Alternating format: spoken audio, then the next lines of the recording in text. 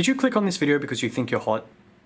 Be honest. Hello, you beautiful knaves. Do you want to know the secret to long-lasting beauty? Shakespeare tells us what it is in his first sonnet. Have babies! It's more effective than anti-aging cream and more fun than going on a diet. I've never given birth, but surely it can't be worse than drinking one of these.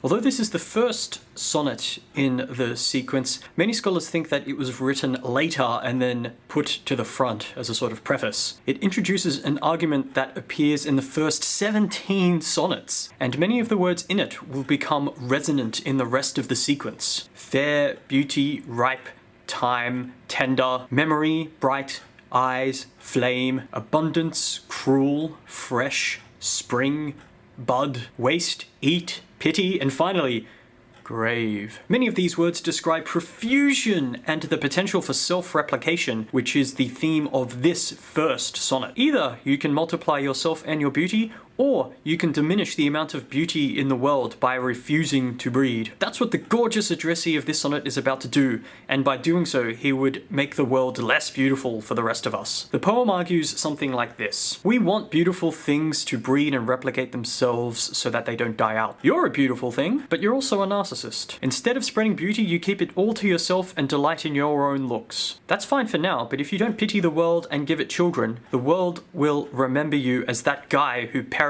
from self-love and gave nothing to the world that nourished him. Let's start with the structure. Usually, sonnets are divided into the first 8 lines, the octave, and the last 6 lines, the sestet, each part with a different perspective or emphasis. Here, the poem's first 4 lines describe what is desirable, procreation and memory, while the next 8 lines describe what is actually the case, the addressee's famine, waste, and self-absorption. The couplet then presents 2 alternatives.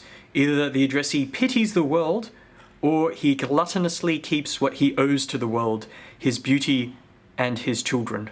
The sonnet is also unusual because it isn't a romantic address to a woman. In fact, it's addressed to a gorgeous man. The first line has a first-person plural pronoun we, suggesting that this is a commonly accepted claim. And here there might also be an allusion to Genesis 9:7 and God's command to bring ye forth fruit and multiply, grow plentifully in the earth, and increase therein. Here in Shakespeare, increase means to multiply people or animals by breeding, but also can mean profit. In the second line we have the symbol of a rose, which is an interesting one. It's usually used to describe feminine beauty and is sometimes used to describe chastity. In Henry V, the Duke of Burgundy says that Henry V's future wife, Catherine of France, is a maid yet rosed over with the virgin crimson of modesty. In this sonnet, though, Shakespeare uses the symbol of a rose to encourage male procreation. Then we have the line, but as the riper should by time decease.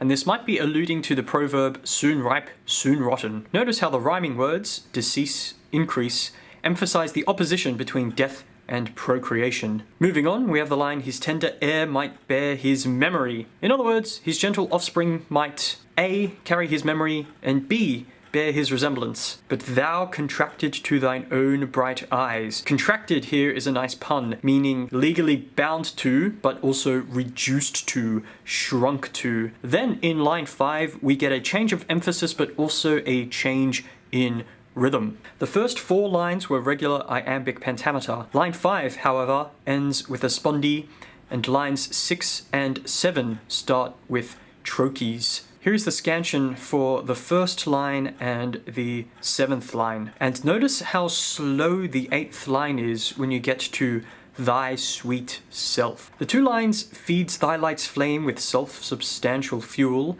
making a famine where abundance lies. Both allude to one of Shakespeare's favourite poems, Ovid's Metamorphoses. Specifically, they allude to the part of Book 3 describing Narcissus, the man who fell in love with his own beauty. The first line reminds me of Uror amari mei flammas moveoque feroque, meaning something like, I am burned by the love of myself. I light the flames and I feel the flames. Similarly, making a famine where abundance lies reminds me of Narcissus saying, In opem me copia fecit, my abundance makes me needy. I think there is also a pun here on lies, meaning remains, and also telling a false statement in order to deceive. Beauty deceives, of course, because it is temporary. The addressee, however, within his own bud buryest his content. Content meaning happiness, but also his contents, the stuff that is contained. In other words, the addressee's beauty is hoarded in himself. Tender churl is an oxymoron. Tender could mean soft, young, immature, effeminate, or even fond of comfort and attached to an easy life. A churl sometimes meant a peasant, but also someone stingy and ungrateful, and is occasionally used with affection. After the mention of famine and abundance in the second quatrain, the poem now introduces glutton, having too much for yourself. In the couplet, the world's due is what the beautiful addressee owes to the world, namely his children. And we should note that in Shakespeare's day, dying was often described as paying a debt to nature. The last few words, by the grave and thee, mean that the world's due, the addressee's beauty and children, are destroyed once by the addressee's self-absorption and again by death. There you have it, beautiful ones. Multiply your beauty by having children. Don't forget, you can also multiply your beauty by clicking the liketh button.